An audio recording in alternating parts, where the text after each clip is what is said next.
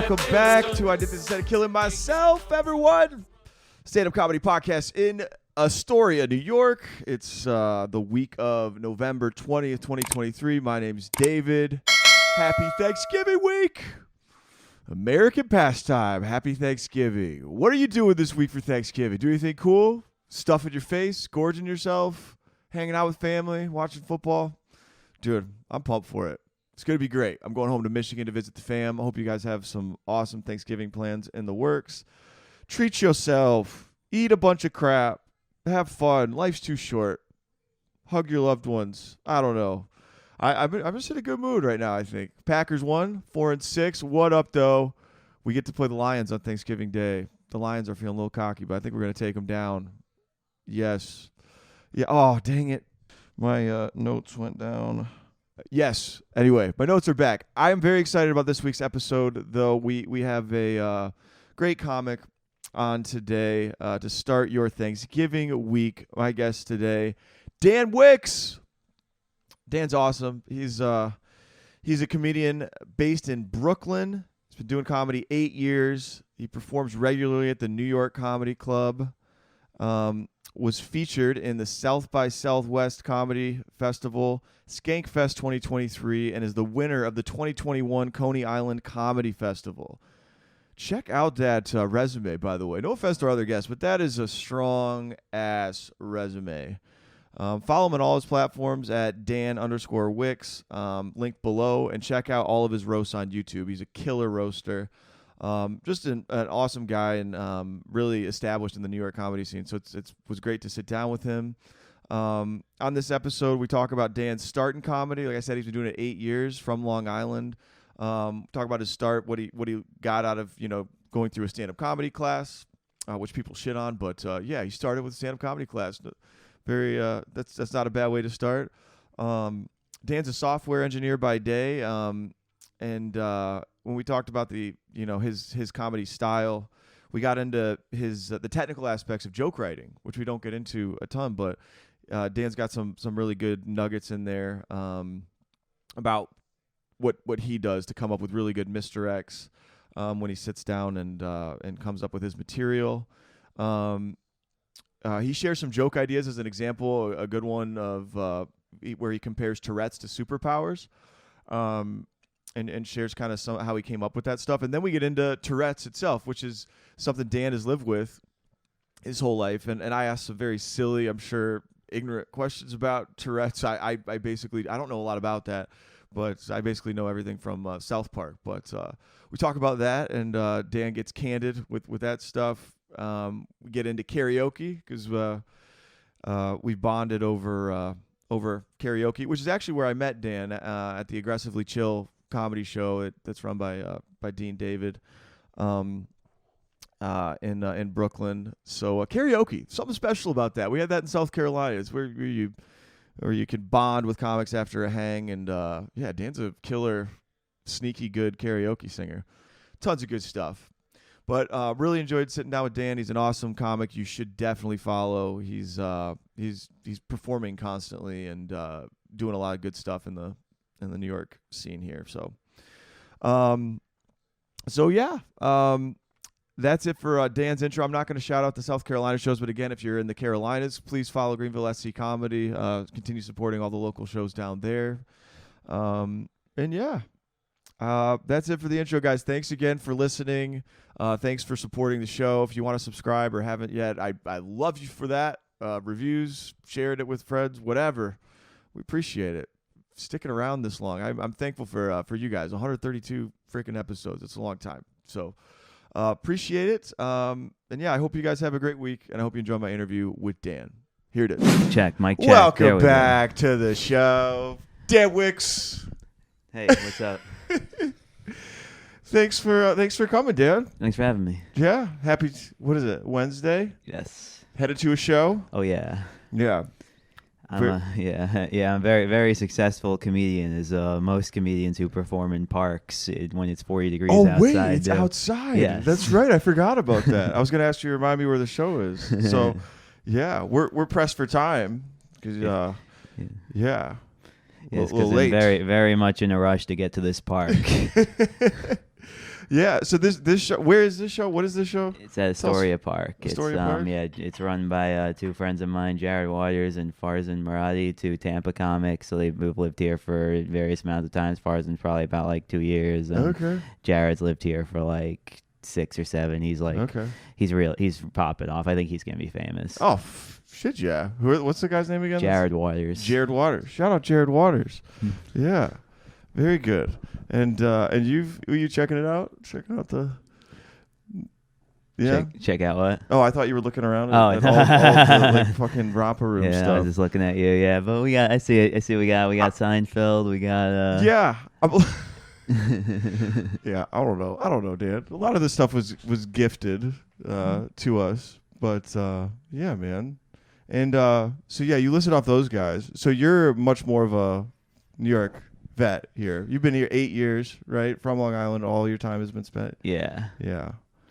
I started about 8 years ago. I have always been a fan of comedy. Just decided one day to take a class. I was feeling unfulfilled at work, so I figured I'd just go try comedy. And I did the class, which everyone makes fun of, but got me on stage. People give you shit for the class? People don't give me shit for the class, but people make fun of classes.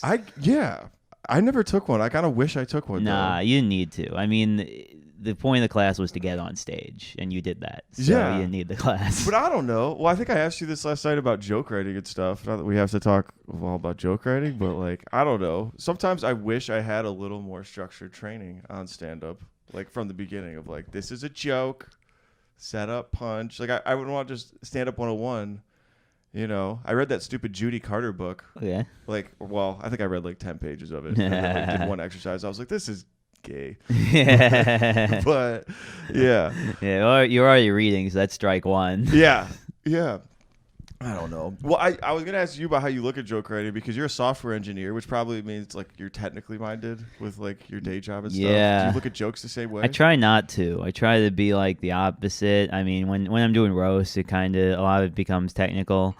But for the most part, when I'm writing jokes, I try to just free write. I try to like write as much as I can just without forcing my brain to go somewhere, because I feel like the best misdirections and stuff and the most like how do you think of that can come from if I don't even know how I got there. Right. If I can trick my own brain, if I can just like keep going. Yeah. She'll just write a bunch of shit. Yeah.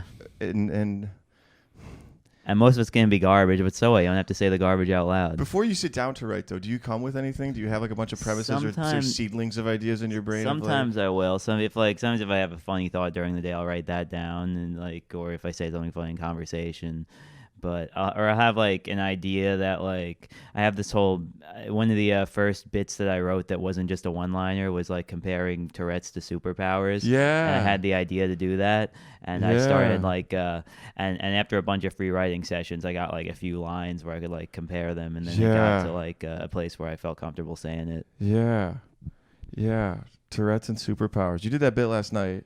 Right? That line that I did is actually newer, but the original version of it was just like a rule of 3, then like another one misdirect later, where I'm just comparing myself, like, oh, having Tourette's, I'm like kind of like Professor Xavier, but like if instead of reading people's minds, other people could read my mind. Yeah. Oh yeah.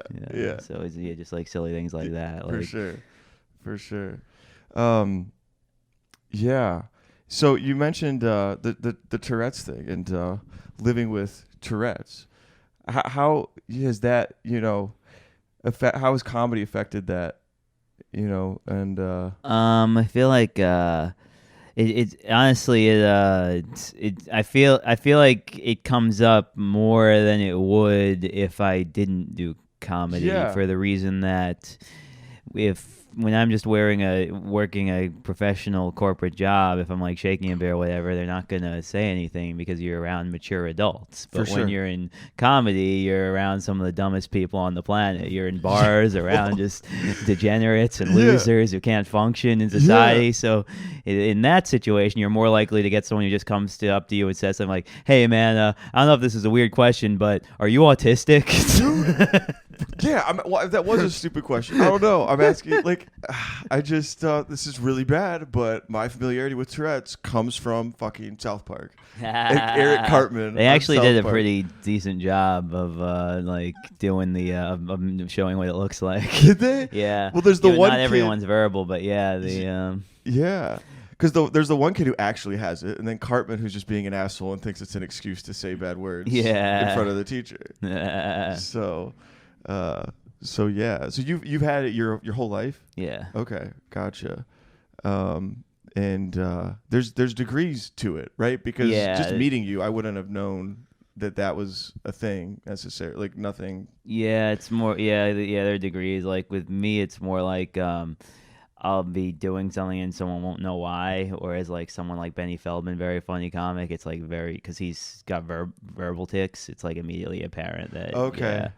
Okay, so that's what verbal. So the verbal one is where you would say things out loud that are unusual, versus the other is non. It's just. Yeah, just like shaking or like it used to be worse when I was younger. It used to be a lot more. Physical tics were much more intense. I would do things like I would like jump up and down and flap my hands, or I would like scratch my chest. Gotcha. Yeah, I used to do that in class. And the silliest one was I got like a head scratching tic around the same time that everyone was getting lice. Mm-hmm. So I kept getting called in to get like shit. checked for lice. Yeah. Probably happened like 8 or 9 times. Oh god. And literally like I just got so used to it, and I Uh-huh. think we finally acknowledged that it was just a thing that I was doing Right. that there was clearly nothing there because they had checked so many times. Yeah, Then yeah. one time they called me in again, and they're like, we've done this so many times. I know there's not anything. There's no reason I would have it. And then they just go like, your sister has nits. Like, God damn it. Still none though. Still. Yeah. Right. Oh man. And yeah, dude. Well, it's awesome to have you here. It was cool watching you at the show last night, and I don't know. We had pretty good time on the karaoke. Yeah. Because I was gonna I was gonna list off your rap sheet. It was comedian, roaster, which is a big thing I was gonna ask you about as well in a second. Karaoke producer singer. of shows. And karaoke. Yeah. Because you didn't really hesitate. Like, I don't know. When I go to karaoke, I usually kind of have to be talked into it, or like, I don't know. But you were right up there. Yeah, although it was kind of also, I mean, also it was a Dean and Alexis were already doing it. True. So I was like, oh, all right. But Dean and yeah. Alexis like attention. Yeah. They're fucking good karaoke singers too. Yeah. But as you signed up, and did a little Weezer. It was very good. But yeah, that's a good hang. I really like that structure in general too. Karaoke after a comedy show. Yeah. It's good vibes. Mm. Yeah, that was how we bonded in our other scene in South Carolina. It was like exclusively. There is a karaoke history with comedy a bit. I know a few comics who I did somebody else's podcast. He told me that he started comedy because he was just telling jokes. He would just go to the karaoke mic and then just tell jokes instead of singing. Yeah. I know another guy who he's a guy named Comedy Pete. He's like a local legend. He barks the pear, and he used to be Comedy Pete. Yeah. Okay. And his whole story is at the pear. Yeah. Okay. He used to do, and he wears a Hawaiian shirt, and basically there was a bar in Glendale in his hometown where he used to do karaoke. There was a guy who was Karaoke Bill, so he became Karaoke Pete. You just ripped that guy's persona off? Yeah. Yeah. And then he started doing comedy, so instead of Karaoke Pete, because now instead of karaoke he's doing comedy, he's Comedy Pete. Right. Hell yeah, dude. Karaoke, Comedy Pete. Have you ever had a persona on stage? Nah. Anything different than just Dan Wiggs? No, always just in this. Dude, yeah. I know. I've only ever done like basically a version of myself. I don't know. I'd like to do characters. You ever thought about it? No. Yeah, I don't know. I admire people that have the guts to do shit like that. What's the weirdest thing you've ever tried on stage? Weirdest thing I've ever tried. I humped the stool once. Oh fuck! Not just tight, once. I had a dude. few. I had a bit I was telling for. It wasn't a real bit. It wasn't worth it. So that's why I stopped doing it. And Yeah. maybe I could have gotten it. Like sometimes there are bits where it's like maybe you can get it somewhere, but Yeah. it's also like, do I really need a bit where I'm humping the stool? Yeah. Like I have a bit that I also have a bit where I twerk, but it's Okay. like how badly do I need a bit where I twerk. I mean, I would love to see a damn twerking bit, dude. I had one where God, I think it was like the second bit I ever tried, but I was talking about Instagram models. And you know how, well, I don't know, do you follow Instagram models? No. I don't anymore because I got shamed out of it. But I don't know. There was like this thing where the girls always seem to pose with their butts out in a certain way. Yeah. You know what I mean? They like look back at you like that, and I would act that out where I would literally bend over and like look back at the like. It was so like, yeah. But I was just like, somebody told me to do it, and I was like, all right, I'll do it. And in hindsight, I think it might have been the cringiest thing ever. I have it on video. I'm like, fuck, dude, what was I doing? But well, if that was when you found out you had a great ass. Dude, I do have a big butt, man. I do. It's like, I don't know if it's good, but it's just big. It's big. Yeah. Do you have a big ass, Dan? Not that I know. I think it's pretty regular. Nobody's regular? ever commented on it. Pretty regular ass. I think, yeah. That's good. Yeah. Yeah, man. I aspire to that. Not giving a fuck on stage. Do you feel that? Oh yeah, I like this question. What level of anxiety do you have when you go on stage? Pretty close to zero. Close to zero. Yeah, I've been doing it a while. So this park show coming up, you feel nothing? Nothing, yeah. Nothing. Good. Because even if it sucks, it's just like, whatever, I'll just do the next spot and it'll not suck. Yeah. Yeah. Mine's like, I don't know, 5, 4, maybe. I'm only 3 years in, so, but yeah, dude, that's, I mean, you've also started in New York, which is kind of unique to a lot of people because a lot of people come and relocate. Like, we're here just a couple months in. So how do you think your comedy's different having started here and only performed here, only starting in like the shit open mics and like the, you know? I'm definitely everything like punchline, every certain amount of words, certain amount of seconds, very much joke. Yeah. Like from that I think is a very New York type thing, because people come here and their stuff's more longer and like looser because they're used to longer spots, whereas here, right. So like I'm used to being up there for like 3 minutes, so I gotta like make them pay attention fast. Yeah. No, that's a good. Yeah.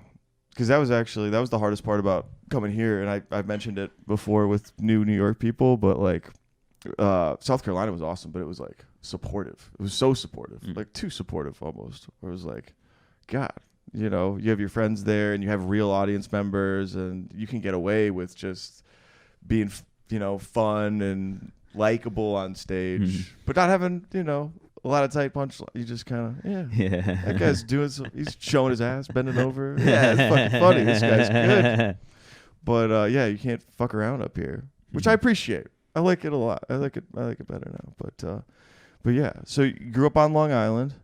What's Long Island like? What's the vibe of Long Island? I'm a cultural idiot. I don't know what's the difference between here and... It's a suburb, but also it's like there's a real aggression that's I don't think is common in other parts of the country and their suburbs. Because I mean, I haven't visited enough suburbs to really comment, but there's this crazy like entitlement of Long Island people. I think part of it comes from being in New York, close to the city, but not really in the city. So there's like a resentment, but there's also like they still feel like they're city people, sort of, in a way that doesn't necessarily make sense. Or they get, if you go further out east, then they get really resentful of anyone who's like closer to the resentful of people in the city, or closer. Yeah, so like, because like people who are on the South Shore, people hate people on the North Shore, people in Suffolk hate people in Nassau. It's like as you get further out, because when you're like close to the city, there's like a certain hope that like because you're right there and you're like still part of everything. But once you get far enough, then the bitterness starts to really build, and you just kind of. Is it jealousy at all? I think there's a good amount of that. Yeah. Yeah, like jealousy, like we wish we could do the cool stuff. Yeah. Also, like, what the fuck? You think you're better than me? Yes. Because you're in the city. Yes. Is that how the vibe is? 100%. Interesting. Okay. And also they get more just insane and racist and like all those things. Out the farther you get? Yes. Okay. Interesting. So it's like you get more rural. It's like going south. Kind of, yeah. Although it's not farms, but the same general idea. Just like just trash. Yeah. Do you like it out there? No. No. Are your folks still out there? Yeah, I mean they're. I mean it's good to visit, but just living there, it gets depressing. Like people who I know who didn't leave, they usually get. They're usually not like having the best time. A lot of people who. Well, but it's the same thing anywhere with people who don't leave their hometown. But I think there might be something to the fact that it's kind of more of an expectation to leave or to like to move into the city from like where I grew up. So the people who don't are like extra like on drugs. Oh wow, okay, and they may be extra resentful for the big city types. Yeah, interesting. Yeah, it is. I feel it is the same kind of everywhere. I mean, I'm from Michigan, and that's that beer sign there. I was on like the west side of Michigan, which is a small, conservative, very suburban area, and I love it to visit. But maybe a little different though in West Michigan. A lot of people do stay. It's not that unusual. A big move would be like going from Holland, Michigan to Grand Rapids, which is like a city of like a few 100,000, but that's, nothing compared to coming out here. But do you have siblings? Yeah, I got one younger sister. She lives in Fidei with her boyfriend, or fiance rather. Okay. Gotcha. Fidei. What part of the town do you live in? I live in Bushwick. Bushwick. Yeah, okay. Kind of like over where we were last night. I gotcha. Yeah. I really like Astoria. I think it's a good vibe here. We had no idea. We kind of do you like the community of Astoria? It's nice. Yeah, I like that there's a lot of food here. It is kind of interesting how you're like in the city but not really. Yeah. It's very nice. I feel safe here. It was like Halloween was last week, and it was unbelievable. We had kids and dogs and costumes and just a great vibe, as opposed to I talked to a comic who moved from Astoria to Brooklyn, and he said he likes Brooklyn, but he doesn't feel like he can walk around as much outside. Is Bushwick safe? Yeah, he's your friend's a fucking bitch. He's a bitch. I mean, maybe if it was a woman, I would hold my tongue, but no. Ollie, you're a bitch, dude. Total bitch. Yeah. One time, this was when I was in college, and I was hanging out with this girl who lived in I think it was like Bed-Stuy or something, and it was still like. And I was from Long Island, and the place it hadn't been gentrified to where it was now because it was like 10 years ago. But it was like actually it might have been Ridgewood or actually I can't remember the area exactly. But my parents are like, oh, is it okay? And then I just look outside and I tell my parents like, it's 3 a.m. and I see a white girl walking a dog. I'm fine. Yeah, that's a test. You got the white girl though. Yeah. But yeah, it's fine. If you're a guy and you're just walking around and you know where to be, you're not there. Nobody's gonna do anything to you. Yeah, you never got mugged. No, I've lived there for coming up on 8 years. I've walked around a lot. You've been in Bushwick 8 years. Yeah. Dang, that's awesome. Yeah. I hear more stories of people bouncing around from place to place. Yeah, I got a cheap rent that's like barely gone up. And, okay. I live in a dump. I should leave. I really should. You got roommates? Yeah. I have 2 roommates. Okay. Yeah. Move up, dude. Why don't you ever thought about going into Manhattan and living? Nah. It seems like a pain in the ass. I'd have like no space, and then dude, I want to live in Manhattan. I want to move there. Like next year, I kind of want to. I don't know. I figure like, is it a douchey place to live? Like you would tell me the douchey places, right? Yeah. Upper East Side. From what I hear, like douchey? Murray Hill's kind of douchey. Upper East Side. I've heard people have fun on the Upper East Side. I don't know that I'd go so far as to call it douchey. Okay, great. The Upper West Side. Upper West Side. I think that's okay still. Although I honestly don't even think about living in Manhattan too much. If I did live in Manhattan, I'd probably try to live like Lower East Side, Alphabet City. Okay. Is that like by West Village and stuff? More on the east side, so like around like the old Delancey West, or like east, or around Okay, I'm still learning. Yeah, I'm 4 months in. Yeah. I'm slow. But yeah, man. So Alexis and I were how old are you if you don't I'm mind me 30. asking? You're 30? Yeah. Okay. Shit, yeah. Well, I'm a little older than you. But Alexis and I were talking about movies earlier because she's like 25 and we haven't, she's like generationally way far apart.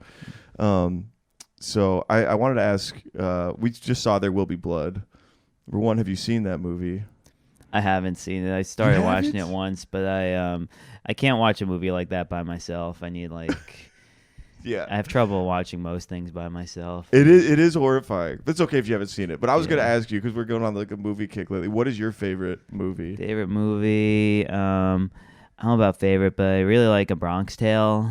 Okay. Yeah, I really like I love coming of age movies, and there being a coming of age movie and a gangster movie is cool. I've not seen it. It's also like one of the only gangster movies that leaves you with a bit of a feeling of hope at the end, which is kind of neat. Interesting. Yeah, okay. It's very funny. It follows one guy, or yeah, like it's a group kid. of... It basically follows a kid who he ends up. So basically, the movie starts with he witnesses a murder, and he doesn't rat on the guy, and the guy he doesn't rat on really appreciates him, so he takes him under his wing, kinda. So he wasn't in a gang, but he saw the murder and didn't rat on him? Yeah. Oh, wow. So he just knew the code. Yeah. Well, Okay. he just knew you're not supposed to be a rat. Yeah. Yeah. Yeah, and then so the idea is he's supposed to get the education both from schools and from the streets, Okay. because he's like a good student or good enough, and so they try to balance the two things, and he learned, and yeah, it's just like it's cool. There's like a playfulness that you don't usually see in gangster movies, like something like Goodfellas. Like sometimes it's a very entertaining movie, but sometimes I'm watching, I'm like, I can't believe my people do this. Your people? Yeah. Meaning Italians? Italians, yeah. Fuck. Funny how, like, why bro. are we like this? Yeah. I fucking love Goodfellas too. Yeah. Though. So Bronx Tale's even more playful than Goodfellas. Yeah, but like Okay. Goodfellas, it's playful, but it's also like horrifying because there's like these like disgusting, gruesome murder scenes. Right. But Bronx Tale doesn't have that stuff. Okay. It's like there are still people dying, but it's mostly just like playful. It's a little more low it key. The doesn't, focus is not on the death and Yeah. the criminal part of it. It's more on the dudes. Yeah, and the moments of anxiety aren't as intense. Okay. Yeah, it's interesting. I don't know if you ever have this where you like watch a movie at one point in time and then you watch it at a later point in your life and you get a totally different take on it. But I had that with Goodfellas. Because I don't know. I don't know if this was an initial reaction for you, but the first time I saw Goodfellas when I was in college, I thought these guys are badass. Yeah. This is an admirable lifestyle, and these guys, maybe that'd be cool to be a gangster someday. And then I watched it like a few years ago, and I was like, dude, these guys are fucking children. You know, these guys are. There's Joe Pesci's living with his mom, and he's like, they're still not. Ray Liotta's cheating on his wife, still strung out on coke with I don't know. Maybe I'm confusing blow with the other. But, no, you're right. Yeah, it was coke. It was coke and It just is like these guys are children. 100%. Yeah, but and psychopaths.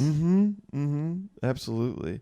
With Bronx Tale, is there more of like a redeeming qualities of the characters themselves of like they're gangsters, but there's like there's actual redemption there, or like. Yeah, because there's like a bit of a even the gangster guy. It's like it's hardening how much he genuinely seems to care about this kid. Yeah, and not in a way of like I'm gonna make you a piece of shit like me. Okay. But he's not like manipulating. Yeah, and him. the dad is like and the dad's a great character too. The dad's Robert De Niro, and the other gangster character it's Chaz Palminteri. He wrote the thing. Okay. It's actually got a cool story around it, which is Chaz was trying to sell the script to people, and no one would pick up on it because he was very insistent he has to play the gangster guy, and people kept saying no, until finally Robert De Niro was like, whatever, I'll play the bus driver. I just gotta see this thing made. Yeah. And it might have been De Niro's directorial debut, but I could be wrong. De Niro about that. did direct it? I think so. I'm pretty sure, but I could be wrong about that. Hell yeah, Bronx Tale. That's a good rec. Okay, yeah, I'll have to check that out. That's the other thing, moving here, you realize all of the movies that are based in New York that you can watch with a new kind of appreciation. Yeah. Do you have any other like favorite New York based movies that like are must watches for recent transplants like us? I don't know about left field movie I enjoyed. I'm not like as crazy about it, but I think it's like a good. I think Frances Ha is worth watching. Frances it's a Ha. different like. Fuck, I don't know this one at all. That's fine. It's a girl movie. Is it? It's Okay. it's Greta Gerwig stars. Written by her husband. What's his name? His name escapes me right now. He also did like The Squid and the Whale, and like he works with her a lot now. Noah Baumbach. Noah Baumbach. Okay. Yeah, and it's like about and it's basically about. Can you say the title again one more time? Frances Ha. Frances Ha. And Yeah. It's H-A? Like Yeah. Frances Ha. Okay. Yeah. It stars Greta Gerwig being someone who's like coming of age, but Okay. old, but at like. I think about 30. I can't remember exactly, and she's like coming, and she's someone who's like trying to be a dancer, but it's like she's starting to realize that it's not really going to work out, Okay. and that's kind of like the arc of the movie. I gotcha. And it is just like kind of follows a person who's living this sort of like artist life. So I think she fails at it? Yeah. Failed dancer. Yeah. Fuck. That's real. Yeah, but it's Shit. kind of So I think that's a good movie for like someone who moves here to watch. So in case she fails, Yeah. Yeah. I would say one Shit. I didn't really appreciate was I didn't really like Crashing. Okay. I've seen that one. Yeah, I just thought do you think it that just felt corny and like corny? on rails. It's yeah. like a false representation of what it looks like to do stand-up. Yeah. Yeah. I confess I did see Crashing and I did like it.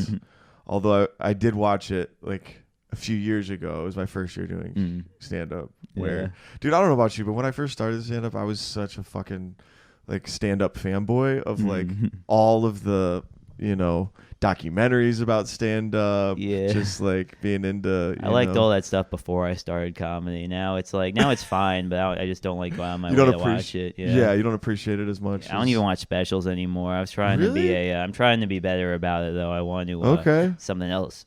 I've been talking about trying to just like set time every week and maybe bring a friend over and just watch a special. Okay. And then Yeah.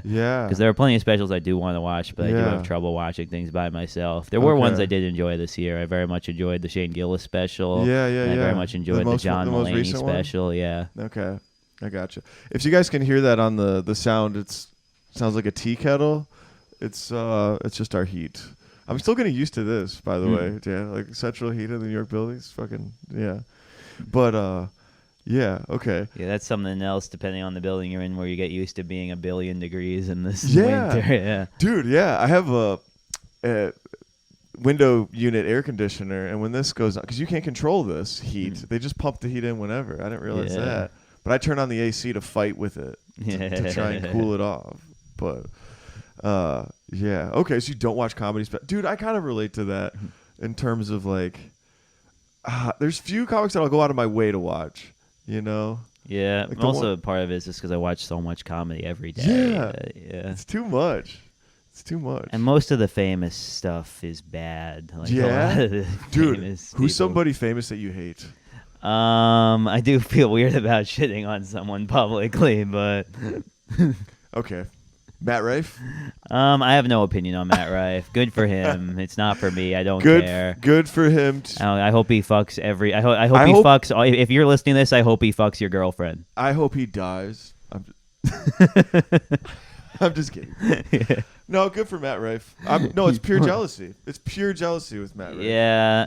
I literally don't care. I usually will pick one of the people to hate on in front of other people. It's usually the one that gets the most women. So Pete Davidson and Matt Rife are the two that I've said I hate. The thing is, like, also the reason that Matt Rife also doesn't bother me the way that some other comics who I haven't named bother me is he's not going for the same audience. Yeah. So like what he's doing is adjacent to what I'm doing. It has nothing to do with what I'm doing. Right. Like it's like it would be like getting mad at the Food Network. Like it has nothing to do with what I'm doing. Sure. Whereas there are people who are doing what's considered good comedy. That's or for comedy fans who consider themselves serious comedy fans, and they suck, and they're actively making comedy worse because they're turning people away from what's considered like good stand-up and joke telling. Yeah. Okay. And those you don't want to name, probably, right? I'll name them once the mics are off. Yeah. Believe me, I have names. Yeah. And I don't know, what time do you have to go, actually?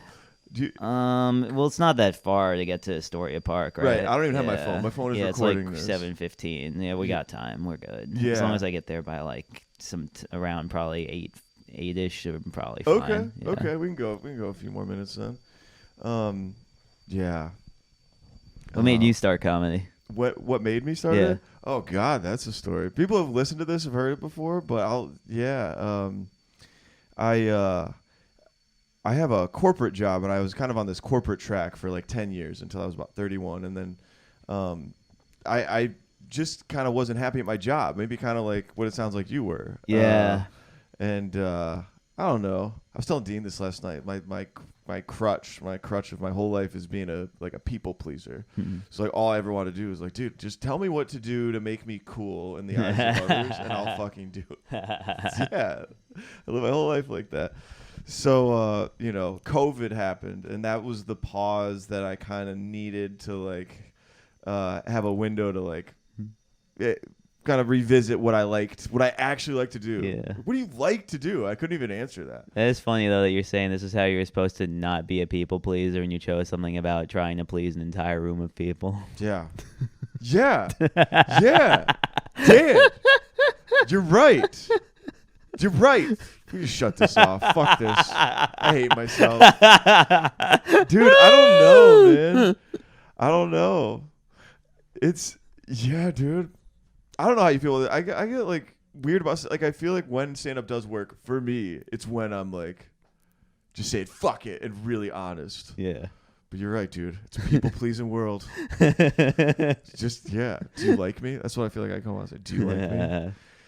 Oh God. Do you have any of that? Do you have the people pleaser gene? Yeah, 100%. Yeah. You do? Yeah. How do you kill it? Alexa's laughing. Nah. I think, though, maybe more than that, I feel like I'm non-confrontational. I think that might be most of it. But also I do get into, I get into a lot of petty disagreements and like, I'm literally going through. You got beefs with people? I literally had, enemies? last week I had a beef that was exploding because I was defending another guy who I currently have beef with. Dude, your beef's complicated. Yeah. Like, he's a piece of shit, but that has nothing to do with this. You're being a piece of shit that has nothing to do with that. You're hating him in bad faith. You don't even know how to hate him. Right. Yes. If you're going to hate him like I do. Yeah. Hate him for these reasons. Not the ones you gave. Those are bullshit. You can hate him. You're pretending to care about all the shit that I actually care about because you hate that you guys like the same girl. Right. Oh, it's over a girl. Yeah. Oh, interesting. Okay. Dan, how's your love life? Not great, but thankfully, I'd like to think better than these two dudes. Yeah, for sure, dude, for sure. Well, I know you mentioned in your act you had a ex-girlfriend that you bring up, and dating in New York. That's a whole thing. I've asked the comics that come on that I've met about the dating shit. Yeah, I don't do it enough, mostly just because I'm always doing comedy between work and comedy and producing my shows. It's just like I have no time. Yeah. What kind of girl would you want? Someone who listens and someone who's fun to be around. I really need to find that mix of makes me engaged and entertained and not just drives me crazy, which is Did you date a comedian?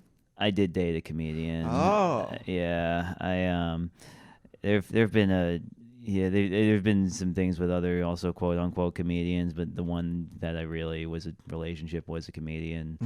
And I do kind of feel like it fucked me up in sense of you get something from dating a comedian or like a creative person that's hard to get from people who are not creative. Yeah. And then like I would go on. I went on. I went on some dates with this girl who just like fell in love with me immediately, and she just didn't trigger whatever I had with the other girls. If you had to try to put words to it, because like I know what you mean. What you get out of dating a creative person versus not. Like, what do you think it is? Well, just being engaged, it gives you someone to keep up with. It makes you want to be the best version of yourself. Yeah.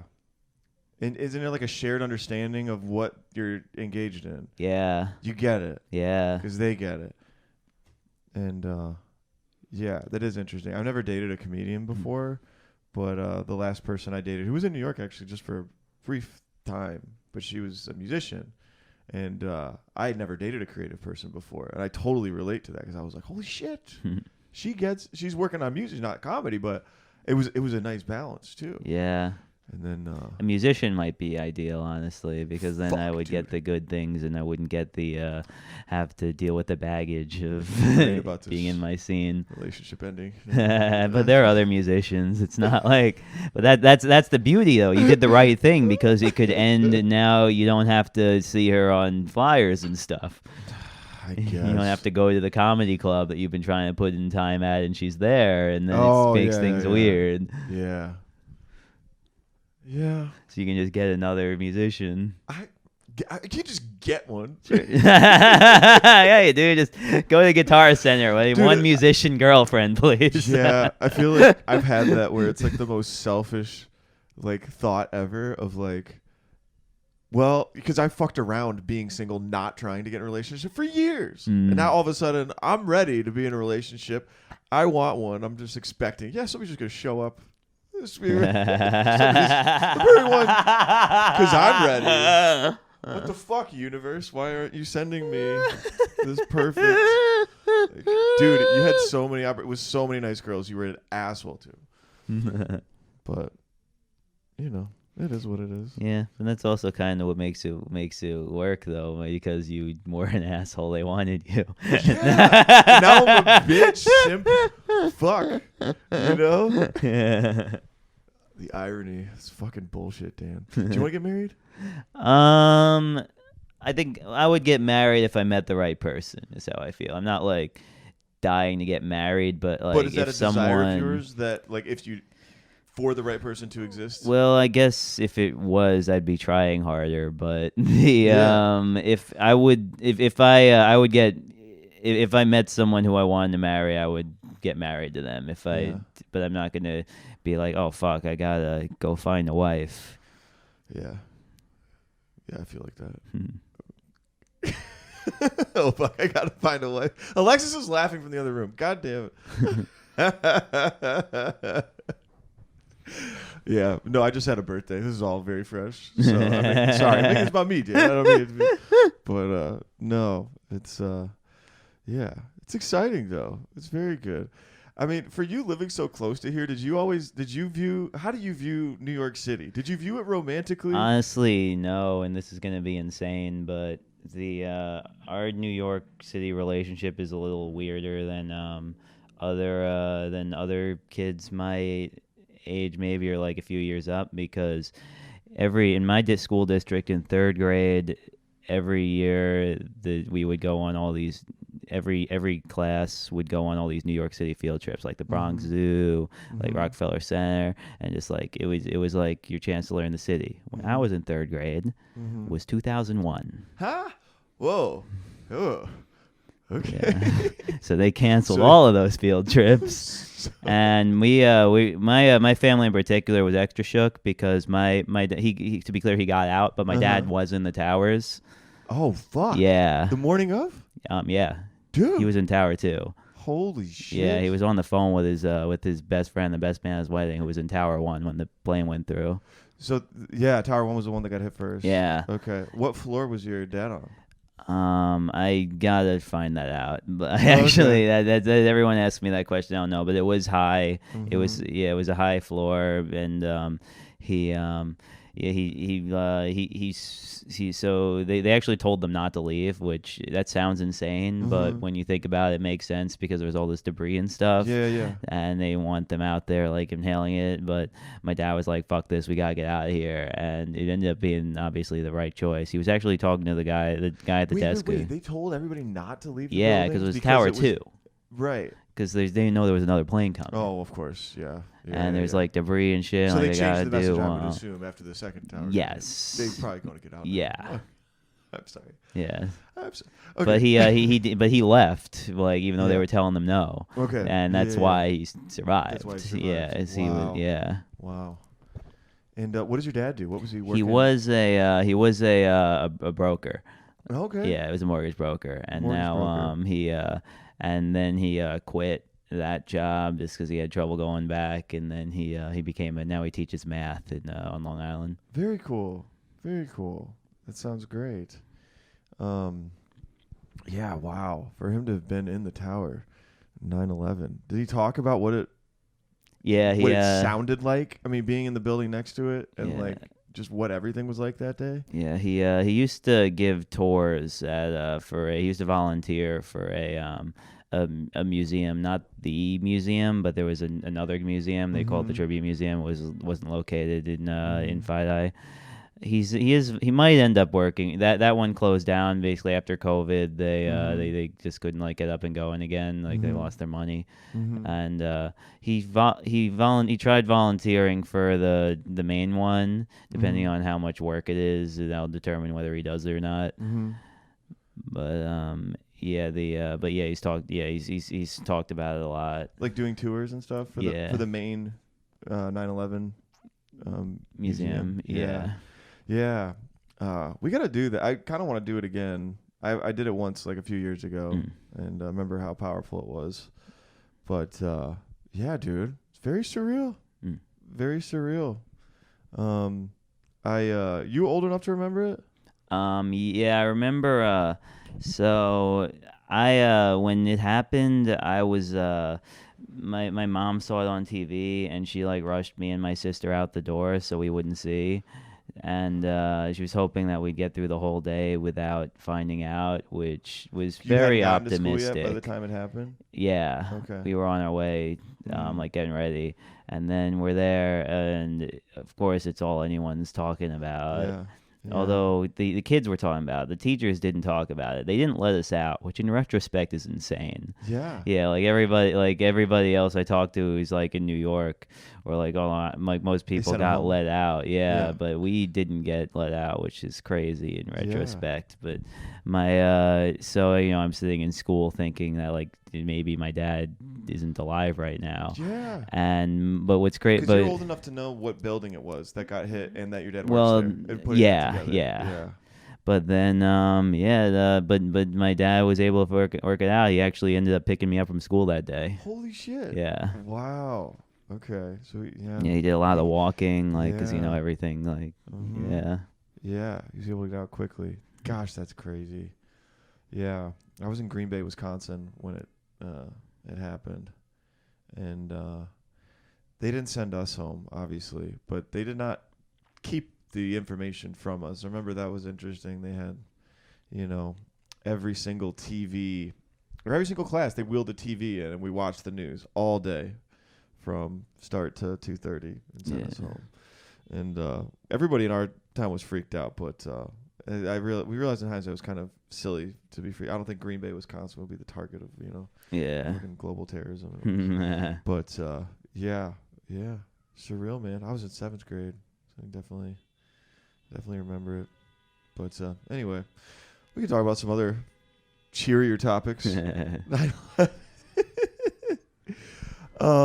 How are we doing on time now? We're at 45 minutes. Do you want to check your phone? Because I don't have... let's see. It is 7:26. Okay. We probably need to wrap, huh? Yeah, I guess we can... Yeah. We're going to think of some good closing questions. Alexis, did you have a question for Dan? Oh, I have so many. Okay. Think of... you. Yeah, okay, Alexis. Just come in here and ask something. Okay. I was going to ask you about your best and worst sexual experiences. Speaking of sex. I actually have a funny one for worst.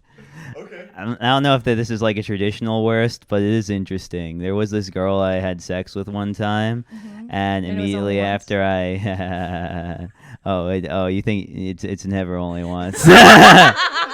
Well, once when she was awake. It was just so good when she was asleep. She was like, "All right, I gotta experience it this time."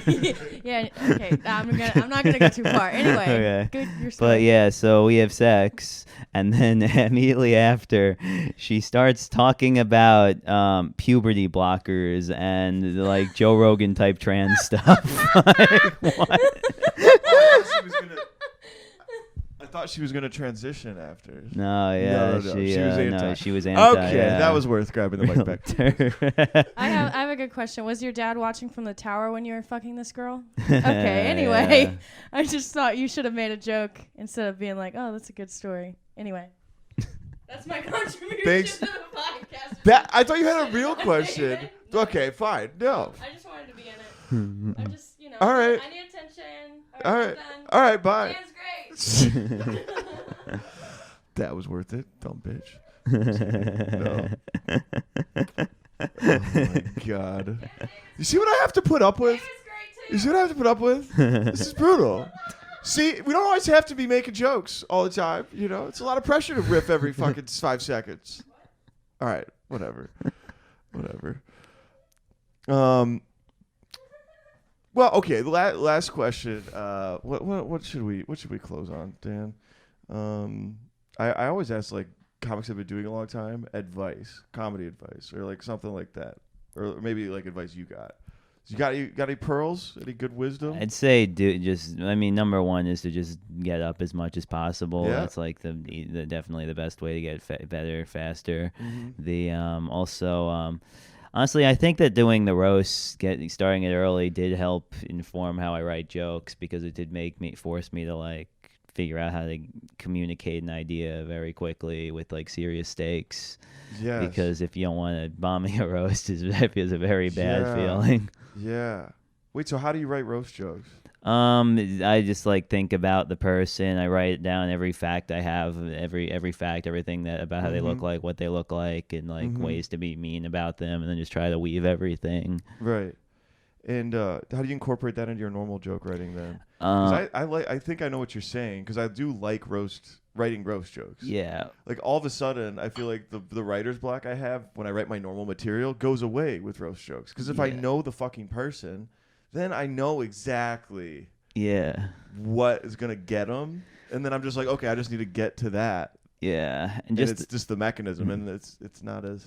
Yeah, and just the practice of writing jokes that like you know where exactly to set up punchline, and just doing it over and over again. That just like leads to. And structurally, it helps inform the other material that you're writing. Okay. I also found Twitter to be useful in that sense when I was doing it over the pandemic. Just because I was like sending off probably like 8 to 10 tweets a day. Yeah. And I had enough followers where I could get a read on what's funny or not, and then when I would like go out, I could like take those and see what I could make work on stage. So you just throw out a it might not even be done, but like if it got like this idea, then you'd be like, okay, shit, yeah. I've been starting to do that a little bit, although I barely have any followers, but I'll just tweet to the void. Yeah, something that helps if you really are purely using it as a writing tool is if you just like look at who liked other people's stuff, then you follow them. Some of them will follow you back. Just don't follow the ones who don't, and that way you just have people who are seeing your stuff, and that way you can get that read. Okay. Good shit, man. Great advice. All right. Well, this has been fun. Dan, thanks for coming, dude. Well, thanks. Do you have anything you want to shout out? I'm going to link all your stuff, but if you wouldn't mind saying it out loud, so I can have it. Follow me at Dan_Wickes on Twitter and Instagram. Come out to my shows every Saturday. Pop Collar Comedy, 9 p.m. House Party Cafe. Every other Wednesday. Roasted Grove 34. Roasted at Grove 34. That's in Astoria, right around the corner from where we're recording this. That's at 8 p.m. And I would love to see you guys come out. Thank you. Awesome. All right. Thanks for coming, dude. Thanks for listening, everybody. See you next time. Once that day was done.